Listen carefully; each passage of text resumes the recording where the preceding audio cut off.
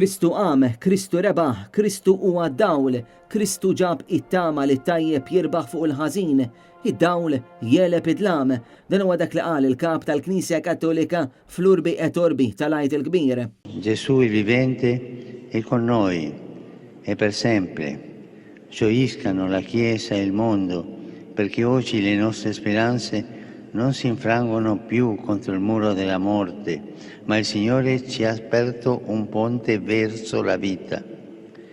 Sì, fratelli e sorelle, a Pasqua la sorte del mondo è cambiata e questo oggi, che coincide pure con la data più probabile della resurrezione di Cristo, possiamo rallegrarci di celebrare per pura grazia il giorno più importante e più bello della storia.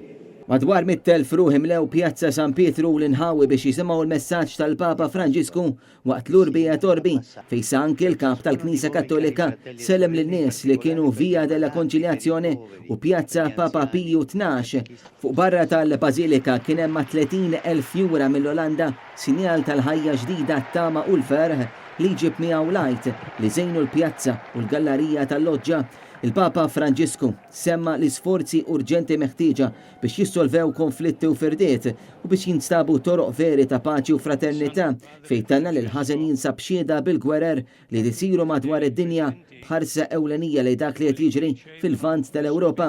Il-Kap tal-Knisja Kattolika tefa' dawl ukoll fuq is-sitwazzjoni fis-Sirja, il-ġlied f'Iżrael u fl-Art Imqazza, il-Kongo u kif ukoll il-persekuzzjoni tal-insara fl-Eritrea.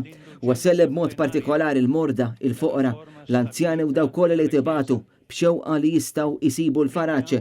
Lejn tmiem il-messaġġ tiegħu il-Kap tal-Knisja talab biex Kristu rxoxt ifarraġ ir-refuġjati, il-priġuniera, il-politiċi u l-daw kollha l-aktar vulnerabbli kif ukoll il-vittmi tal-ġuħ, id-droga u traffikar tal-umani. Huwa wkoll talab il-Alla biex il-pajjiżi ħarsu d-dinjetà tal-individwi u li madwar id-dinja issir il-ġustizzja soċjali.